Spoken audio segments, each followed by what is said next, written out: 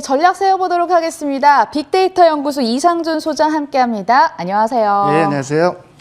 정말 실적이 바탕이 되다 보니까 경기 민감주 추세 계속 이어가는 거 보고 깜짝 놀라고 있습니다. HMM, 흠만 봐도 그래요. 뭐 이거 말고도 정유주들 실적 개선 기대감이 높아지고 있던데 배경이 무엇일까요? 사실 그 시클리컬들이 다 움직였었는데 정유주는 그나마 좀 못 움직였던 시기예요. 근데 이제 정유주가 움직이기 시작한 게 계기가 두 가지가 있는데 첫 번째 계기가 S-오일 실적이 상당히 세게 나왔어요.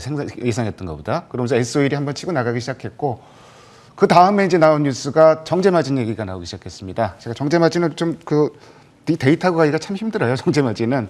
근데 1년 2개월 만에 지금 3달러대로 회복하면서 4월 마지막 주에요. 주간 단위로 발표되는데 3달러 20센트까지 올라왔습니다. 물론 이제 정제마진이라는 게 여기서 이 가격 갖고는 사실은 일반적으로는 흑자가 나지 못해요. 그러니까 4달러에서 5달러 사이, 일반적으로 4달러 50센트 정도를 보고 있는데, 근데 이제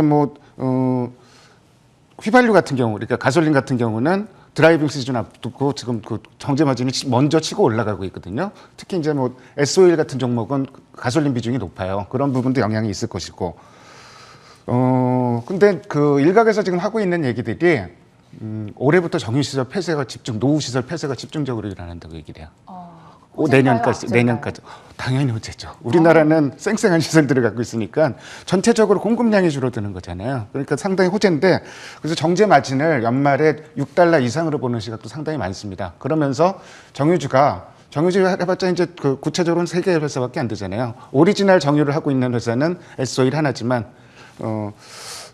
나머지 이제 SK 이노베이션이라든지 GS라든지 이런 종목 정유 3사를 꼽을 수 있는데, 다만 한 가지 조금 그 위크 사이드가 있어요. 뭐냐면은 1월 달에 S-오일이 실적이 이렇게 잘 나온 이유가, 물론 정제 마진 회복되는 가솔린 경기 좋아져서 그 정제 마진 좋아져서 좋아지는 부분도 있었는데, 결정적으로 굉장히 예상보다 큰 폭으로 늘어난 게 재고 관련 이익입니다. 그러니까 제가 차트를 한번 그려봤는데, 이게 분기 평균이 잘 안 나오고 분기 평균 수치를 제가 한번 수작업으로 그려봤어요. 근데 작년 4분기에서 올해 1분기로 넘어올 때 유가가 확 뜹니다. 그러니까 그 재고라는 거는 실제로 생산할 때까지 2, 3개월씩 갖고 있는 거거든요. 싸게 산 유가를 올라가니까 거기 평가 이익이 많이 늘어나는 거예요. 그 이익인데 차트에서 보듯이 4분기에서 1분기로 올라갈 때 확 늘어났죠. 근데 네. 1분기에서 2분기로 올라가면은 그다지 늘어나질 않았잖아요. 그래서 이 부분이 상당히 줄어들 것으로 예상되기 때문에 전체적인 이익은 1분기보다는 2분기에 좀 줄어들 것으로 예상을 하고 있지만, 근데 포커스는 이 재고 관련 이익의 문제가 아니라 업황이 좋아지고 있다는 얘기죠. 이 부분에 포커스가 맞춰져서 정유주에 대한 기대감은 상당히 높은 것도 사실입니다. 정제 마진보다 업황 회복 기대감에 조금 더 힘을 실어보자. 정제 마진이 아니라 재고 관련 이익보다. 재고 관련해 가지고. 그러면은 정유 3사에 대해서 계속 관심 가져도 괜찮을까요? 저는 일단 다 좋다고 보고 있는데요. 일단 제일 좋은 게 5월달 들어서, 오늘은 수급이 굉장히 좋은데 5월달 들어서 수급이 돋보이는 쪽에 지금 정유 3사예요. SK 이노베이션이라든지 S-오일이라든지 GS. 지난주 일주일 동안 내내 세 종목이 그 쌍끌이 매수가 나오고 있습니다. 물론 금요일에는 너무 많이 최근에 세니까 외국인들이 일부 매물이 나왔는데, 매물 자체가 굉장히 좀 규모가 작습니다. 수급 자체가 단연 돋보이는 게 이제 정유 주고요. 3사 각각 비교해 보면은 각각 포인트가 다릅니다. S-오일 같은 경우는 정유 업황 좋아지면은 정유 반하니까 가장 좋아지는 회사고, 특히 이제 현재 정제 마진 상황에서도 가솔린 비중이 높기 때문에 이익을 낼 수 있는 구조다. 그래서 1분기 영업이익이 예상보다 85%가 잘 나왔고, 자, 이 회사 돈 들어오면 뭐 하겠습니까? S-오일, 이제는 사람들 기억에 가물가물해졌을지 몰라도 S-오일하면은 대표적으로 배당 많이 주는 회사예요. 분기 배당하고. 배당 기대감도 높아질 수 있고, 현금 들어오니까 얘네 대주주가 아람코잖아요. 아람코에서 정유 이외에 다른 어떤 신사업을 많이 하겠죠. 그런 부분에 대한 기대감도 있을 것이고요.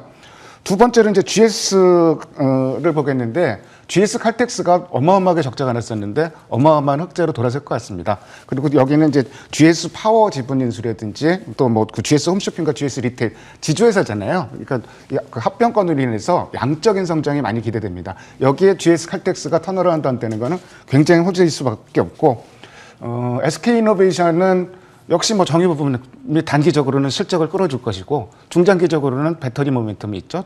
이렇게 각각 투자 포커스가 틀린데, 한 종목만 꼽아라 그러면은 오로지 정유 모멘텀만 보고 저는 SOA를 선호하는 걸로 말씀드리겠습니다. 네, 탑픽으로 SO일 꼽아주셨고요. 원자재도 한번 점검을 해보도록 하겠습니다. 다 같이 지금 천장을 뚫는 모습인데 특히나 원자재 관련주에서 조금 더 민감하게 관심 갖고 계신 쪽 있을까요? 예, 우선 뭐 전체적인 동향 얘기 보면은 구리 가격이 드디어 사상 최고치까지 올라갔어요.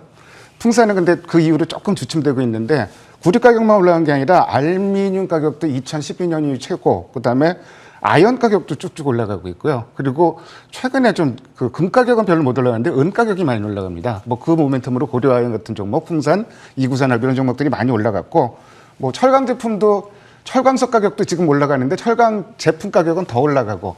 근데 이제 고민이 뭘까요? 얘들이 너무 많이 올랐어요.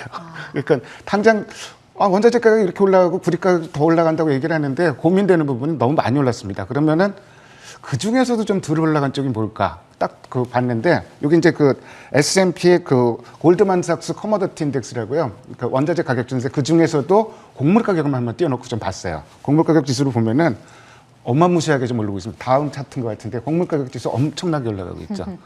그러면은 음식료주에도 당연히 관심을 가져야 될 만한 시점이 아닌가. 전체적으로 그렇게 보고 있습니다. 그러면 지금 투자 시점이 맞는지 어떤 종목으로 투자할지 관심이 가는데요. 아까 차트 한 번만 다시 좀 보여주시겠어요? 예. 그 전에 곡물 가격이 S&P 과거에 올랐던 게 왼쪽에 볼때 서 있는 거 있죠. 저게 네. 2011년하고 12년도예요.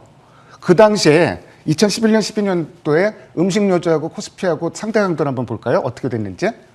상대 강도를 살펴보면은 빨간색이 음식료입니다. 어마어마하게 올랐죠. 이게 왜 그러냐면은 곡물 가격이 올라가면은 가격을 올릴 수 있다는 얘기예요.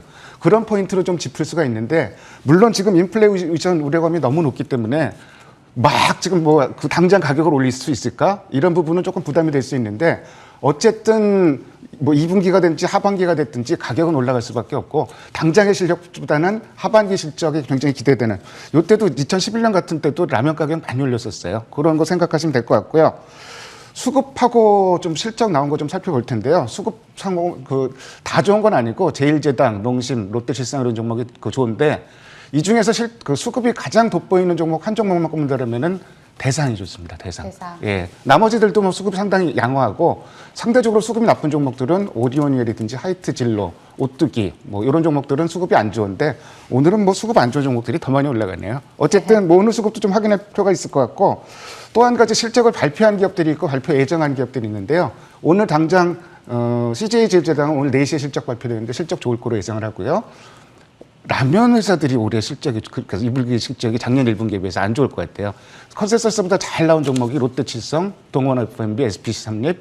근데 컨센서스를 살짝 믿던 종목이 뭐 오리온, 롯데제가 이런 종목들인데요. 역시 뭐 한 종목 정도만 좁혀서 꼽는다 그러면은 제일제당이나 그 대상인데, 그 중에서 좁힌다 그러면 역시 수급 보고 대상 정도를 좀 관심 종목으로 좁히고 싶습니다. 음식료주 안에서 수급 실적 봐주신 다음에 가장 탑픽 꼽아주셨는데 대상 얘기를 해주셨습니다.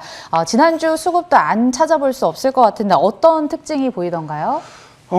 금요일 날 수급이 좀 변한 종목들이 많은데, 이익 실현 종목들이 많은데, 그 와중에도 꾸준히 쌍끌이가 나온 종목이 코스피에서는 호텔신라 7일 연속 실적 발표한 이후에 계속 올라가죠. 7일 연속 쌍끌이가 나왔고요. 외국인들의 금융지주사 사랑이 대단합니다. 신한지주 같은 경우는 11일 연속 순매수 기록했고, 여기 리스트에는 안 나오는데 KB금융 같은 경우도 목요일, 금요일 쌍끌이 매수가 나온 모습이 나왔고요. 지난주 금요일에는 뭐 셀트리온 같은 종목 쌍끌이 매수가 좀 특징적이었죠. 코스닥에서는 딱 눈에 들어온 종목이 아프리카 TV가 나흘 연속 쌍끌이 매수가 들어오고 있고, 서울 반도체도 이틀 연속 쌍끌이가 들어오면서 상당히 긍정적인 모습. 그리고 뭐 솔브레인 이런 종목은 또 그 외국인이 12일 연속 사고 있는 종목, 이런 종목 정도를 뭐 특징 종목으로 좀 꼽을 수 있을 것 같습니다. SM도 기관이 9일 연속 샀는데 왜 샀는지는 잘 모르겠어요. 지금 엔터주가 올라갈 만한 분위기는 아닌 것 같은데, 그 부분은 조금 좀 더 체크를 해봐야 될 것 같습니다. 예, 호텔신라, 금융지주사, 서울 반도체, SM 좀 산발적으로 매수가 들어오고 있다는 생각이 드는데, 오늘 얘기해 주셨던 거 다 녹으셔가지고 이거 현 시점 투자 전략 세워주신다면 어떻게 얘기해 주실까요? 오늘 지금 코스피에 상승 종목 수가 하락 종목 수의 3배가 넘습니다. 그러니까 좋아요. 오늘 같은 날 내 종목이 들어올라가거나 특히나 마이너스 따르면 굉장히 허탈한 하루죠.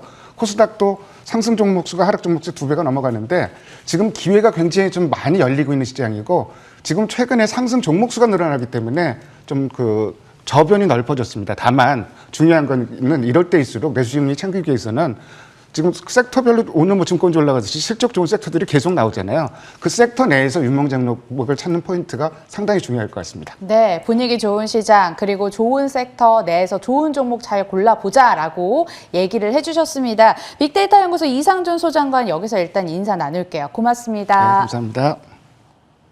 2부에서 또 수익 기회 살릴 수 있을 만한 종목 알려드릴 테니까 이어서 방송해 주시고요. 저는 여기서 인사 나누겠습니다. 시청해 주신 여러분 고맙습니다.